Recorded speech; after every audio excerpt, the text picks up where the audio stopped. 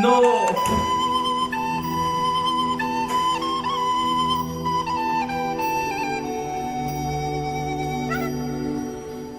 En una época en la que la vida social y espiritual del hombre constituyó la base de la organización política, surgió el Tribunal de la Santa Inquisición, creado para juzgar actos contrarios a la fe católica en el siglo XVI.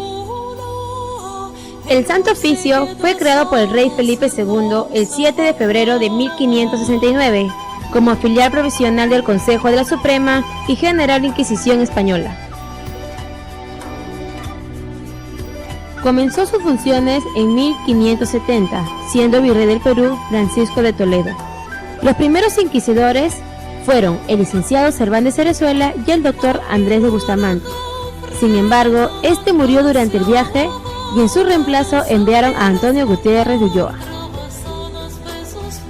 El tribunal comenzó sus acciones en un local alquilado frente a la iglesia de la Merced, pero por los gritos de los torturados, en 1854 se trasladó a la casa de Nicolás de Rivera Hermoso, uno de los fundadores de Lima, donde funcionó hasta que fue abolida en 1820. Hoy convertido en museo, se encuentra ubicado en el centro de Lima, a un costado de la Plaza Simón Bolívar. Unos pasos más adentro nos encontramos con la sala de audiencias. En esta sala los inquisidores y el fiscal realizaban las audiencias de los procesos a su cargo. El techo está construido por 3.000 piezas de madera, colocadas a presión. La elaboración de este techo se inició en 1750 y duró 40 años terminar la obra.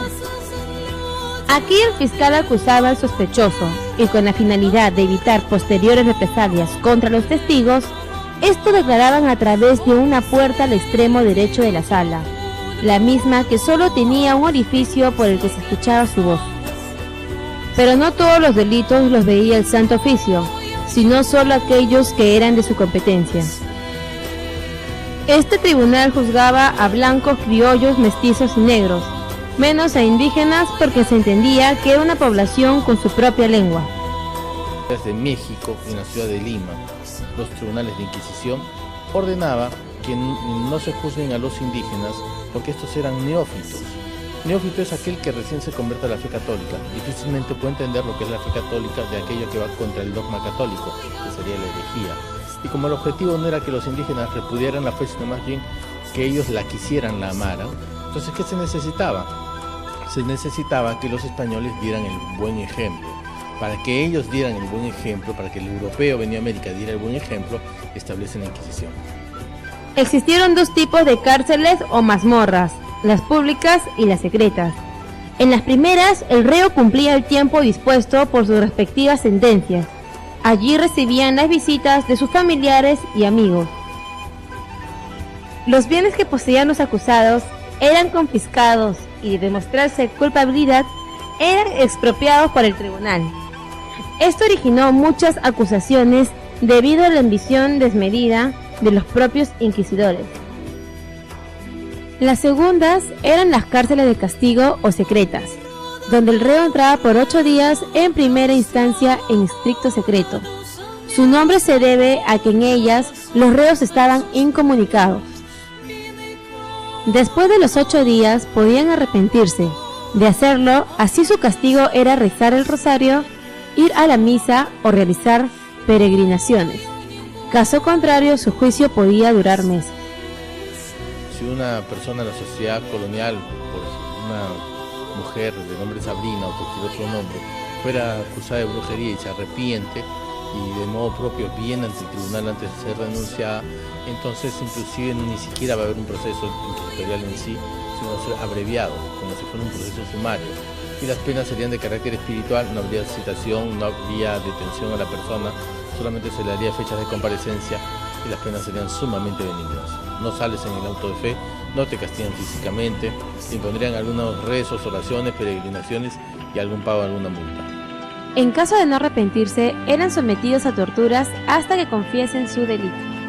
La primera tortura, denominada el potro, consistía en que el reo era atado a sus extremidades a una superficie conectada a un torno. Al girar este, tira de manos y pies en sentido contrario. dislocándolas o pudiendo desmembrarlas. Una de las características de esta sala es que no podía haber derramamiento de sangre y siempre estaba presente un médico y el inquisidor o el verdugo. Otro tipo de tormento que se le aplicaba a las mujeres consistía en vertir de 3 a 4 litros de agua por la boca. De otro lado, en la garrucha, los reos eran colgados de una soga con los brazos atrás. Luego se les colocaba de los pies un peso equivalente a 50 kilos. Se les subía lentamente y luego se le dejaba caer, pero sin llegar al piso. En lo que se refiere a la tortura de los azotes, podía variar entre 50 y 200 azotes, según la gravedad de la falta. Si el torturado se desmayaba, suspendían la sesión y continuaban cuando estuviera consciente. Los que soportaban mejor las torturas sabían que si no confesaban no iban a ser declarados culpables y por eso no aguantaban. En cambio, otros se desmayaban, entraban en pánico y confesaban. Los procedimientos inquisitoriales prohibían el uso de instrumentos que produjeran derramamiento de sangre, los cuales en cambio sí eran permitidos en los tribunales civiles de la época. Luego del proceso judicial venían los autos de fe, en los que se dictaba sentencia. Lo mismo que antes que fueran realizados eran anunciados por los pregoneros. Estos actos eran realizados en medio de la plaza de la ciudad, hoy Plaza de Armas. Desde 1569 hasta 1820, que fue abolido, se dieron 40 autos de fe. El domingo 23 de enero de 1639 se realizó el más importante auto de fe de nuestra historia.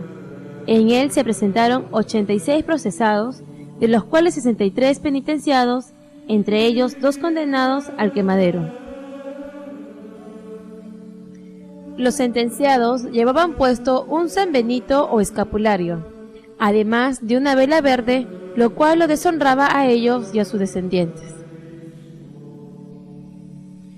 Pero hay quienes que cuando eran tomados prisioneros intentaban fugarse y al no lograrlo eran colocados en un cepo de 3 a 4 horas con grilletes en los pies. En total, este tribunal procesó a 1.447 ciudadanos contra delitos de la fe, siempre utilizando los medios de los tribunales civiles. En 2 siglos y medio fueron condenados a muerte 32 personas, de las cuales 23 eran judaizantes, 6 por luteranos, 2 por herejía y 1 por falso santo.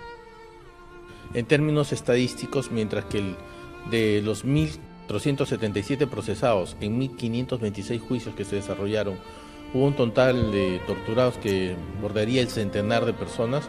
En el caso de los judaizantes, que solamente representan un 13% total de procesados, el porcentaje de torturados es mucho más alto y el porcentaje de condenados a muerte, como son de 32 personas, son 23, más o menos son 2/3. De todos ellos, 31 fueron hombres y solo hubo una mujer, quien además fue la última a quien se le aplicó la pena de muerte. Ella fue Ana María Francisca de Castro, que fue condenada en 1736.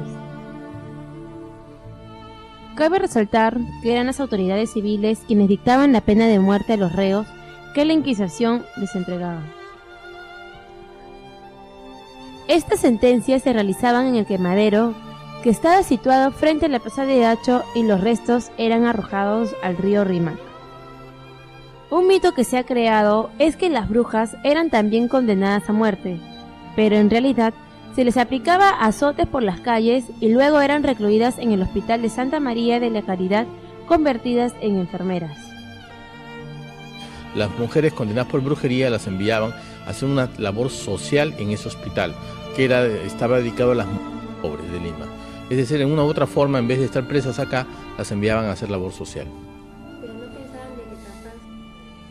En el Perú, el Santo Oficio fue abolido definitivamente en 1820, a raíz de la Revolución Liberal en la metrópoli española, y sobre todo del proceso emancipador con el cual se suprimió todo tipo de dependencia política de España.